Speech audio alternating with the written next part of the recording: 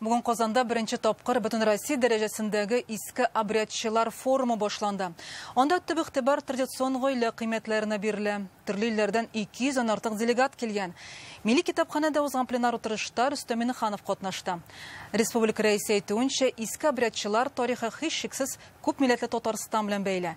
Iski abriyatçılarning goyla kıymeti nindi ham onlarni nişik saqlaylar.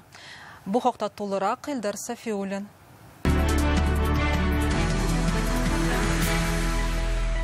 Rüstem Minixanov tanışkan күргәзмәдә dini kitaplar, ikonlar, türlü kul işlenmelere урын алган. Иске обрядчылар форумы кысаларында менә шундый milli киемнәр тәкъдим ителгән. Ул нигездә чәчәкләр белән бизәлгән, ачык төсләргә өстенлек бирелә.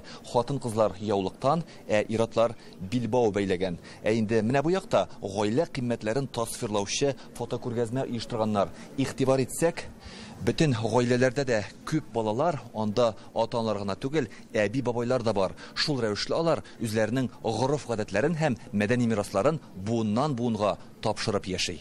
Беренче мәртәбә оештырылучы иске обрядчылар форумы традицион гаилә кыйммәтләренә багышлана. Рөстәм Миниханов бүгенге шартларда дөньяда милләтара дуслыкны ныгыту өчен бу вакыйга бик мөһим дип билгеләп үтте. Мы высоко ценим вклад старого обрядчества в развитие нравственных основ нашего общества, укрепление межнационального и межрелигиозного мира и сотрудничества. Одним из приоритетных направлений государственного и религиозного взаимодействия является наша совместная работа по защите и укреплению традиционных духовных ценностей. Мәскәү һәм Бөтен Россия православие иске обрядчылар ширкәве митрополиты Корнилий үз чыгышын республика җитәкчелегенә рәхмәт сүзләреннән башлады.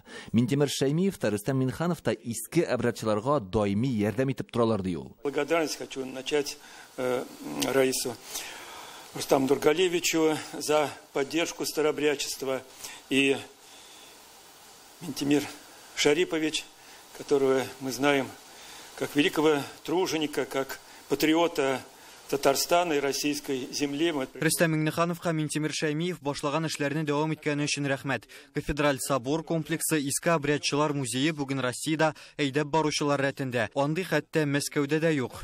Kozanda birinci iski обрядчылар 18 гасырда барлыкка килгән. Алар безнең якларга патриарх Никон реформасыннан соң яңа яшәү урыны эзләп күченгән һәм шунда төпләнеп республика үсешенә зур өлеш керткәннәр. Иске обрядчыларга тырышлык, уңганлык сыйфатлары хас дип белгечләр. Тарихка кереп калган Алафузовлар, Демидовлар һәм Шамовлар династиясе үзләренә ни тора. Бу дини юнәлеш вәкилләренең чиста якларында да яшәүләре мәгълүм. Алар анда менә Müslüman şevdəgərləri, pravoslavnılar һәм старообрядчылар. Bütünüsü bir dus yaşayanlar, absolut bir нәрсә buluşmuş jirmişə, bütünüsü şəhərini күтәргә тырышканнар. Безнең бит инде Казанда шушы старообрядчыларның ширкәве барлыкка килде, анарга зур реставрация эшләре ясалып, үзе бер шундый Казанны бизи торганда, таныта торганда шундый бер мисал кебек тора.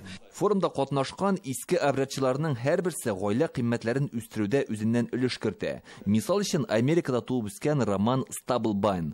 Ул 30 елдан артык Россиядә яши, үсеп килүче буынга дини тәрбия бирү өчен Кырымда лагерь оештырган. Отдыхает на море. Балалар диңгез буенда рәхәтләнеп ял итә, тауларда йөриләр, рухи тәрбиягә дә игътибар зур. Иске обряд йолаларын өйрәнәләр.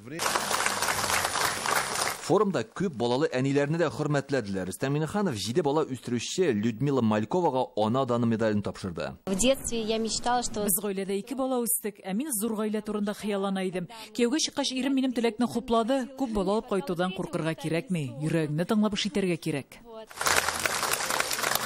Митрополит Корнилий дуслык орденына ия булды. Форум 2 көн дәвам итә. Аның Россиядә билгеләп үтелүче гаилә елында узуы аеруча мөһим ди оештыручылар.